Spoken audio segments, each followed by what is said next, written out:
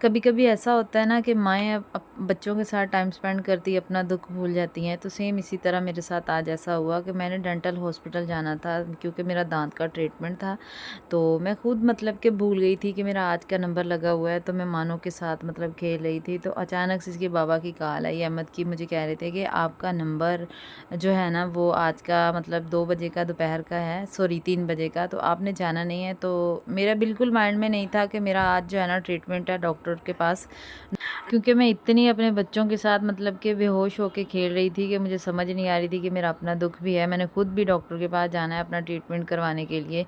तो ख़ैर उसके बाद मैं फ़ौरन से जल्दी से उठी, उठ के अपनी मानों को सबसे पहले तो मैंने अपनी मानों की पोनियाँ-शोनियाँ करनी थी कि क्योंकि इसके बाल बहुत ज़्यादा बिखरे हुए थे।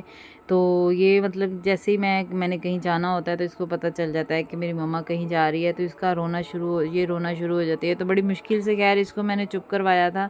ऑफ़ कैमरा बहुत रोई है। इसके बाद ख़ैर चुप करवाने के बाद मैंने सबसे पहले इसको पोनियाँ-शोनियाँ के बहाने इसको पोनी-शोनी की। इसका एक छोटा-सा ईद पे चश्मा ला के दिया, वो दिया इसको ख़ैर। चुप करवाया, चुप करवाने के बाद ख़ैर मैंने अपने कपड़े निकाले। आज मैंने बिना सोचे समझे जो मेरे हाथ में सूट आया मैंने निकाल लिया। मैंने कहा भई डॉक्टर के पास जाना है, वो ना इनका टाइम ओवर हो चुका, सॉरी डॉक्टर का टाइम ओवर हो चुका था। तो मैंने उनके मतलब क्लिनिक बंद करने से पहले मैंने पहुँचना था। फटाफट ख़ैर मैंने जैसे-तैसे भी करके अपने फटाफट कपड़े प्रेस किए। उसके बाद मैंने अपनी स्माइका के कपड़े प्रेस करने थे, मैंने वो कपड़े प्रेस किए, स्माइका के भी कर दिए थे। और स्माइका जो थी ना मेरे माइंड में बिल्कुल नहीं था, मैंने जाना था डॉक्टर के पास, तो इसलिए स्माइका भी आज अपने फूफो के घर गई हुई थी, तो इसलिए मुझे उसको भी बुलाना था। तो इस तरह करके मेरा तकरीबन घंटा जो था ना इसी तरह टाइम और गुज़र गया था।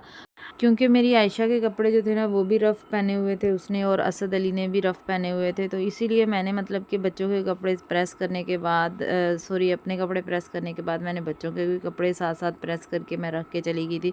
और मैंने अपनी इनकी बच्चों की फूफो को बोला था कि इसके बच्चों के ना कपड़े वगैरह चेंज कर देना आप ना जल्दी से, क्योंकि बच्चे जो है ना वो बहुत ज़्यादा रफ़ कपड़ों में थे। तो इसलिए मैंने कहा इनको नहला धुला कर आप इसको चुप करवाना। खैर इसकी फूफो के हवाले फटाफट मैंने किया, और उसके बाद मैंने जल्दी से तैयारी श्यारी कर ली, स्पाइका को रेडी किया, और उसके बाद मैं जा रही थी। और यहाँ पर मेरी मानो मजाल है कि आज पता नहीं इसको हुआ क्या था, ये मजाल है कि ये अपनी पुप्पो के पास चली जाए। इसको चेंज वगैरह कर दिए, शावर दिला दिए, ये लेकिन ये कह रही थी मम्मा मैंने आपके साथ ही जाना है। तो खैर बड़ी मुश्किल से उसको मैंने इसकी दादों के पास छोड़ा, और उसके बाद मैंने अहमद को कॉल की, लेकिन अहमद फारिग नहीं थे, वजह से मुझे खुद मतलब कि जाना पड़ा। और यहाँ पर हम फाइनली डॉक्टर के पास क्लिनिक पर हम पहुँच चुके थे। यहाँ पर हम जैसे ही पहुँचे हैं तो रश इतना नहीं था, मतलब ये बिल्कुल इनको ना 15 से 20 मिनट रहते थे क्लिनिक बंद करने के लिए।